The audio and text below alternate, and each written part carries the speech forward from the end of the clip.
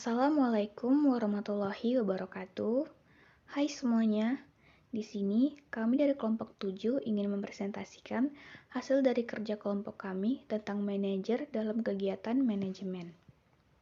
Tapi tak ada yang dianggap jabolan, ada banyak yang sukses atau Pembahasan materi yang akan kami bahas dalam presentasi yaitu yang pertama, definisi manajer dan manajemen secara umum.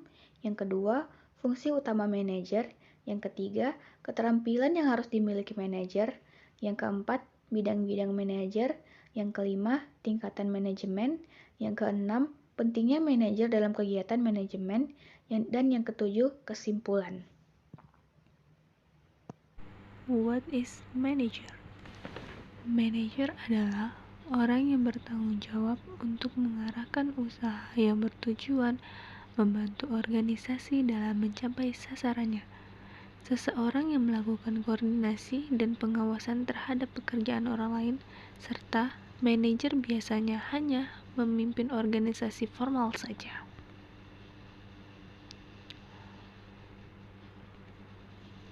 What is management?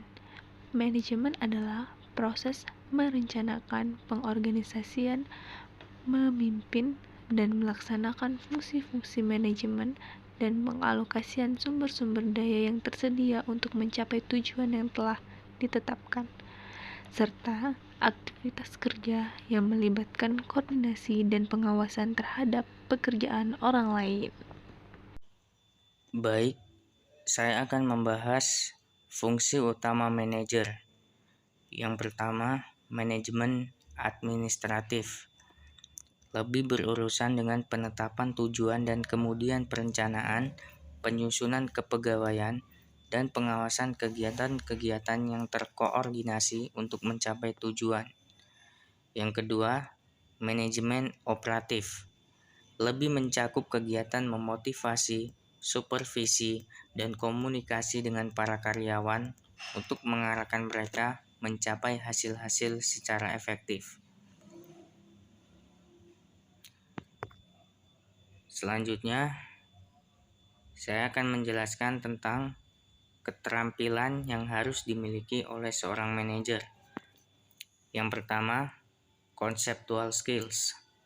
Artinya, kemampuan mental untuk mengkoordinasikan dan mengintegrasikan seluruh kepentingan dan kegiatan organisasi. Yang kedua, technical skills adalah kemampuan untuk menggunakan peralatan-peralatan, prosedur-prosedur, atau teknik-teknik dari suatu bidang tertentu, seperti akuntansi, produksi, penjualan, dan sebagainya. Yang ketiga, personal skills adalah kemampuan untuk bekerja dengan memahami dan memotivasi orang lain, baik sebagai individu ataupun kelompok. Yang keempat, administrative skills adalah seluruh keterampilan yang berkaitan dengan perencanaan, pengorganisasian, penyusunan kepegawaian, dan pengawasan. Selanjutnya, saya akan menjelaskan bidang-bidang manajer. Yang pertama, manajer sumber daya manusia.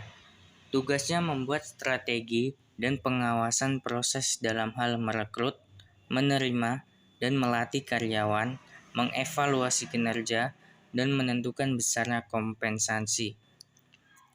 Yang kedua, manajer operasi. Tugasnya memastikan seluruh kegiatan operasional perusahaan dalam memproduksi barang dan jasa sesuai dengan waktu dan target yang telah ditentukan.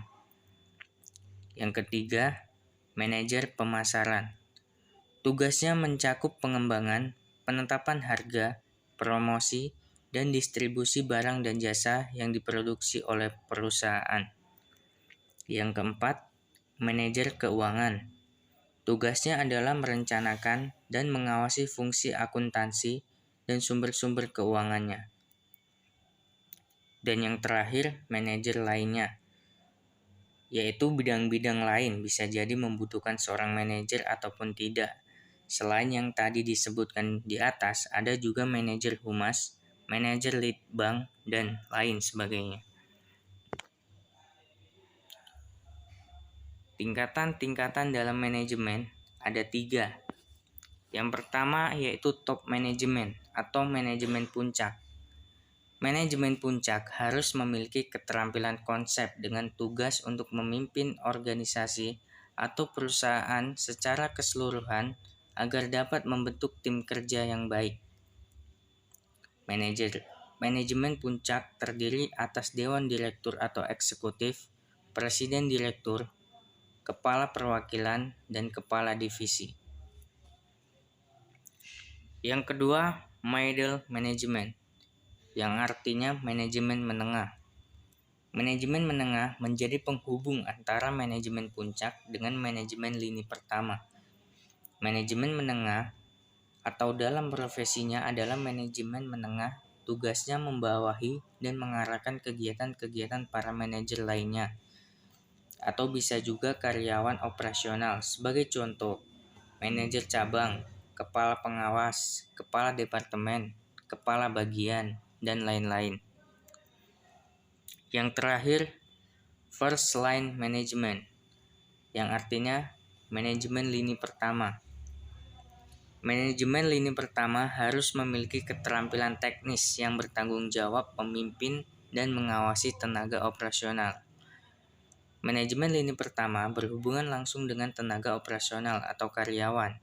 Contohnya adalah mandor dalam pabrik, kepala seksi yang langsung membawahi tenaga pengetik dan tenaga administrasi dalam kantor yang besar, atau pengawas teknis dalam suatu perusahaan otomotif. Nah, yang selanjutnya yaitu pentingnya manajer dalam kegiatan manajemen. Memimpin, mengarahkan, dan mengawasi staf untuk bekerja sama mencapai tujuan organisasi.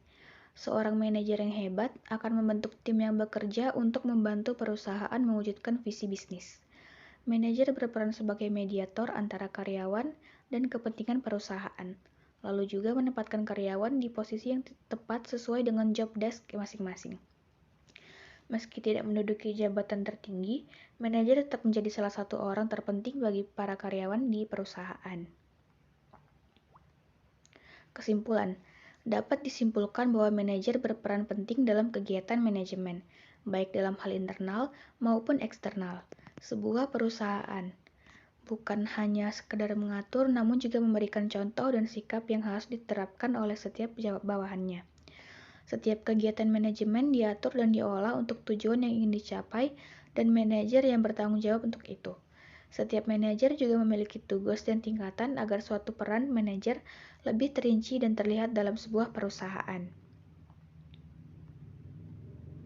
Sekianlah hasil presentasi dari kami kelompok 7. Apabila ada kesalahan dan kekurangan, kami mohon maaf. Sekian dan terima kasih. Wassalamualaikum warahmatullahi wabarakatuh.